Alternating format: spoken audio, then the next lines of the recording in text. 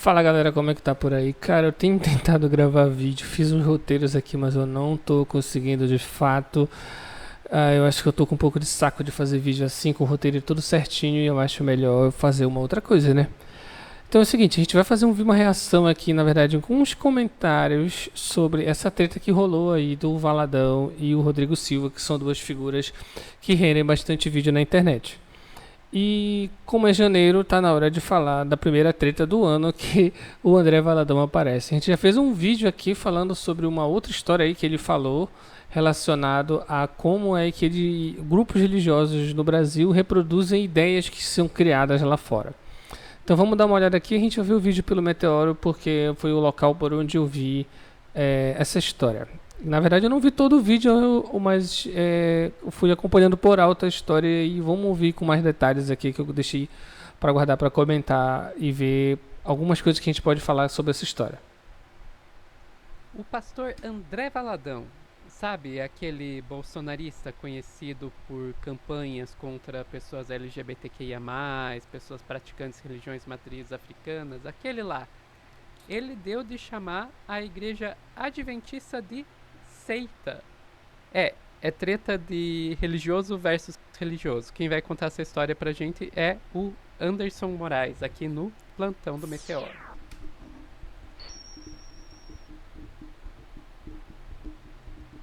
Então, Anderson, me explica essa história. Acho que a gente pode começar com quem é André Valadão, e daí a gente passa pro que ele fez. Primeiro, eu queria agradecer ao carinho de todo mundo que acompanhou ao retorno, né? E foi muito carinhoso aqui nos comentários do Meteoro. E agora a gente vai falar do Valadão. Quem é o Valadão, né? O pastor Valadão, primeiro que tem algumas curiosidades sobre ele, né, Sofia? Que assim, ele é cantor, né? Ele tem uma igreja com mais de 700 unidades espalhadas aí, Brasil e fora do Brasil. Eu fiz uma colinha, porque tem muito. É que se a gente for falar realmente quem é Valadão e a família dele, dá uma série do Não, Netflix. Dá uma, exatamente. dá uma série do Netflix. Se incluir a família, então nem se fala, Não, né? A irmã porque lá do Diante do Trono e tudo isso, mais. tem tudo, tem de tudo ali, mas todos têm uma característica. É uma oligarquia crente. O André Valadão ele faz parte, ele criou aí, expandiu a igreja da Lagoinha, que eu acho que é lá de Minas Gerais, com o pai dele. E aí também a irmã dele, acho que como ele falou aí, né? Uma cantora. Essa galera é toda envolvida no mundo gospel, né? Suas atividades econômicas, religiosas e são todas ali. Ele não mora no Brasil, ele mora em Orlando. E aí de vez em quando ele aparece com os mais tretas, né? E aí vamos seguir aqui. Todos são preconceituosos em relação à comunidade LGBTQIA+, religião de matriz africana, então, nesse ponto, eles são iguais. E aí, a partir daí, uma coisa interessante que o Valadão, ele tem a sua igreja, né, que a sua igreja, uma característica dela é que ela faz, entre outras coisas, aquela coisa absurda que é curar gay. Falar disso, eu vi até uma homenagem aqui ao senhor querido Valadão e à ministra Damares, porque homem usa rosa, meninos usam rosa, então por isso vim de rosa aqui para homenageá-los. E aí, entre outras coisas, sabe quem frequenta a igreja dele? Wesley Safadão. Frequenta a igreja dele Silvio Santos, que já teve aquele escândalo do Banco Pan-Americano, conhecidíssimo. E o ex-jogador Kaká, né? Se alguém for lembrar aqui, o Kaká deu, se eu não me engano, foi o troféu de melhor do mundo dele, para o casal Hernanes, né? Que era aquele casal que tentou entrar com dinheiro dentro da Bíblia nos Estados Unidos. Então são pessoas da família brasileira, né? Da bondosa, boa família brasileira. Estamos aí. E a partir daí o Valadão também, ele é cantor e quando ele faz esse entrever falando da igreja adventista, a gente tem que lembrar que os históricos de violência que tem dessa igreja e da visão dele como religioso que deveria trazer a paz, que é isso que a gente fala, né? A igreja tinha que estar em outro lugar, tinha que estar num lugar de paz, e não nesse lugar. Por exemplo, ele foi num culto nos Estados Unidos, e ele, através de palavras religiosas, ele incentiva a morte de pessoas LGBTQIA+. Isso foi tão sério, tão violento, que até a Erika Hilton pediu, na época, a prisão dele. Isso foi muito violento. Então, a gente está falando aqui de uma pessoa que tem no seu histórico, os seus familiares já falaram contra a religião de matriz africana. Então, o que mais assusta é que é o seguinte, teve um post Deixa lá, só, né? posso só fazer um parênteses aqui? Lógico, 2, 3.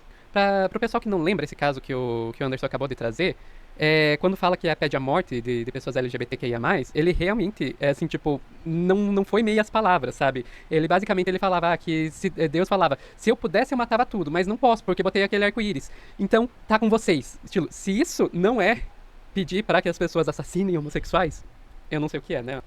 Ele tem um histórico, né? E aí ele faz os discursos bem ali pontuados para não parecer explícito no que ele está falando, como ele teoricamente deveria ser bom de retórica e bom de discurso, ele deixa as coisas implícitos, mas na verdade está bem explícito. E aí de fato a fala gira em torno dessa história aí dele de fato ter incentivado ele não cita, né? O que é muito interessante é porque ele fala de símbolo, ele fala de elementos que remetem à ideia tal, lembrando que sempre essas histórias estão sendo filmadas, então como estão sendo filmadas, ele não quer falar abertamente, mas ele está de fato já deixando a entender. Não há subentendido nem entre linhas no que ele fala.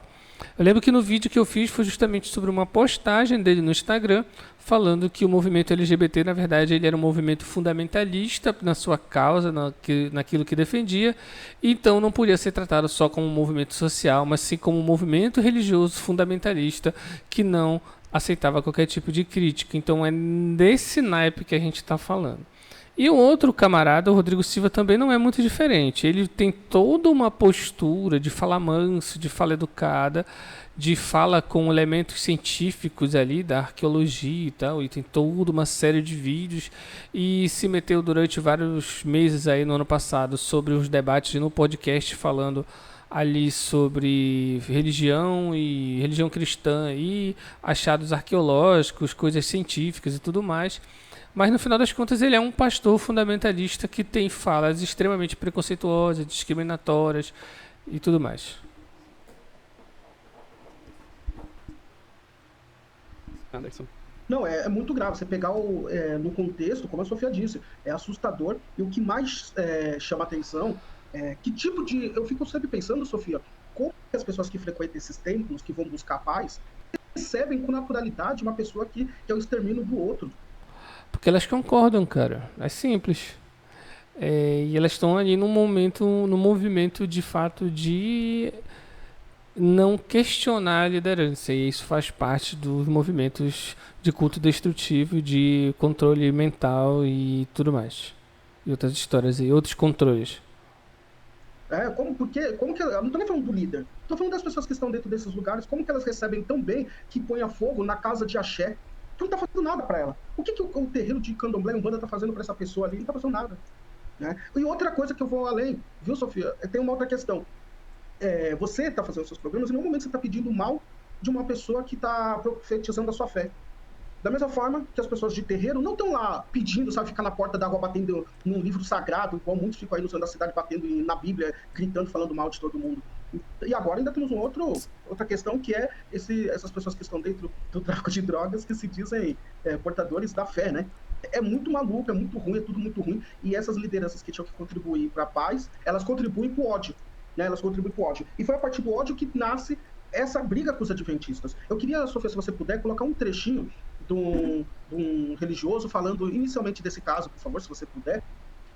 O ano de 2024 começou recheado de controvérsias e polêmicas no mundo penteca gospel evangélico. André Valadão se envolveu em uma discussão com uma figura conhecida do meio cristão, né, aqui na internet, um historiador e teólogo e arqueólogo Rodrigo Silva, da Igreja Adventista do Sétimo Dia. André Valadão fez críticas à Igreja Adventista do Sétimo Dia, a chamando-a de seita, né, e acabou sendo fortemente rebatido por Rodrigo Silva, levando uma lavada, foi detonado sem dó, né, por Rodrigo Silva. Eu achei bem feito, porque a polêmica é bem complexa, pois é o direito de cada um defender a sua própria igreja, né? Isso é legítimo. Eu acredito.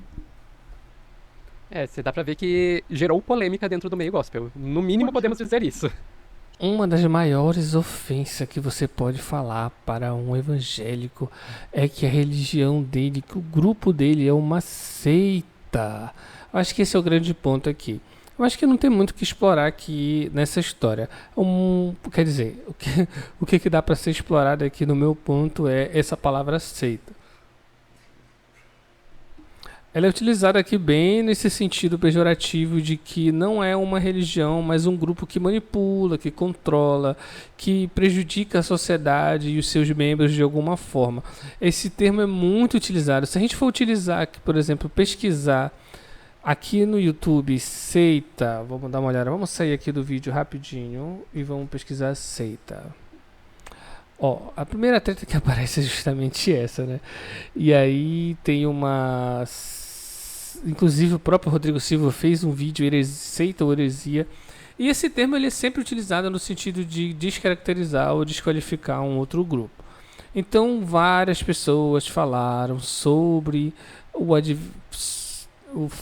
sobre se a igreja adventista era ou não uma seita e tudo mais, e aí a gente pode ver várias pessoas, o que é uma seita, né?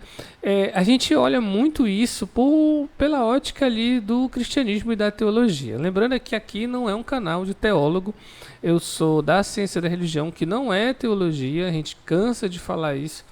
E aí esse termo é utilizado muito nesse sentido pejorativo. A gente já falou várias vezes aqui sobre o que é uma seita, características, o problema e a problemática do termo seita ser utilizado no senso comum, e a gente não costuma utilizar dentro da ciência da religião. A gente utiliza principalmente novos movimentos religiosos que vão ser caracterizados a partir ali da década de 60 e 70, e começa principalmente a ser utilizado ainda no início do século XX, quando era para falar de movimentos que surgiram a partir do contato no cristianismo. Mas esse não é o ponto. O ponto é que esse termo é utilizado principalmente para descaracterizar um determinado movimento religioso como algo destrutivo. E aí é um grande ponto, porque, por exemplo, a gente utiliza culto destrutivo ou seita destrutiva. Seitas seriam pequenos grupos que existiam dentro de um movimento, por exemplo, Adventista, a Igreja da Lagoinha, são seitas porque são grupos específicos dentro do movimento chamado movimento neopentecostal. Mas não aqui no sentido de seita como algo que é pejorativo. Então, quando um evangélico está se xingando lideranças de que o seu grupo é de seita, é no sentido de que esse grupo não é reconhecido como um grupo religioso, mas um grupo que causa o mal, ou nesse sentido. E aí tem toda uma outra explicação que os teólogos vão dar ali, né, que eles vão utilizar, é uma heresia, é uma seita. Lembrando que todos esses grupos, gente, eles surgem dentro do cristianismo. O próprio cristianismo, movimentos de Jesus, ele surge dentro do judaísmo periférico, e esse judaísmo periférico é criado uma seita, ou seja, um pequeno grupo que de lá não vai ser aceito e vai ser perseguido e vai causar muita polêmica por conta de determinados princípios do judaísmo que vão ser renegados no cristianismo primitivo. Isso é só para vocês entenderem. Só que aqui nesse contexto, quando essa galera começa a se xingar de seita, o bagulho é pesado, né? Como vocês podem ver, surgiu toda uma treta, todo mundo foi em cima falando. Elas são igrejas verdadeiras? Não, cada um é um movimento, cada um um grupo. E esse grupo eles vão ter características mais ou menos agressivas, mais ou menos destrutivas. No geral, esses grupos eles têm um comportamento bem destrutivo em relação a outros grupos, principalmente religiões de matriz africanas. Na verdade, qualquer grupo que não seja o grupo deles é considerado como uma religião demoníaca ou não verdadeira. Então, há uma luta por uma legitimidade de um grupo como aquele grupo verdadeiro que adora de maneira adequada às suas crenças ou representam melhor as crenças do cristianismo. E é bem interessante esses xingamentos e essa confusão que na verdade não leva a PN, eles ficam só ali se degladiando pelo Twitter enquanto eles estão ali mamados na grana que eles ambos tiram dos seus fiéis.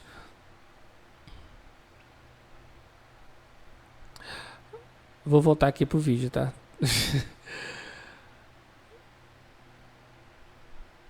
E aí vocês podem, só para dar seguimento aqui, é bem interessante porque se a gente for olhando os vídeos, vocês percebem que existem vários vídeos dos evangélicos, de grupos diferentes evangélicos, apontando olha, aqui o Augusto Nicodemos, né? Motivos da Igreja Católica ser uma seita, tá entendendo? Então há uma diferença, justamente uma acusação de ser uma seita, porque não representa aqueles princípios que um determinado grupo julga ser adequado. Então a Igreja Católica, pelo seu poder colonial, sempre utilizou esse termo de maneira pejorativa, e os evangélicos utilizam esse termo de maneira pejorativa também para acusar aqueles que não seriam igrejas verdadeiras, né? E aí não para. Se a gente for olhar aqui a quantidade de vídeos que são relacionados a seitas, olha, a religião certa, as maiores seitas evangélicas do Brasil. Aí tem vários outros aqui relacionados a outros grupos, né? O que faz uma pessoa entrar em uma seita? Eu não conheço a Júlia Cassini. Não, de fato eu já entrei algumas vezes. Mas basicamente seita é bem nesse sentido, né? Pode ser uma seita relacionada a futebol, pode ser um grupo. Se usa, tá? Vou deixar aqui bem claro. Se usa seita nesse sentido aqui, ó. Seita coercitiva, seita destrutiva, um culto destrutivo, como a gente já falou aqui. E aí é bem interessante porque, de fato, a maior parte desses grupos podem ter um pequeno grupo que seja mais radical, mais grupo que tem um comportamento sectário, grupos que estão longe de ser aqueles grupos que são que funcionam de maneira muito mais integradora, muito mais apaziguadora, e que não aprisiona os seus grupos, os seus membros dentro das suas fileiras de maneira coercitiva, beleza? É basicamente isso, cara. Não tem muito o que tirar disso aqui, não. Isso aqui é uma treta que eles inventam entre eles aí, e é muito mais por conta desse uso do termo seita, que é usado de forma pejorativa e é extremamente um xingamento muito forte quando o evangélico usa para outro evangélico esse termo, beleza? Então é isso. Não esquece de discutir, compartilhar, falou, e não dá bola para isso aí, não, que isso aí é só fuleiragem.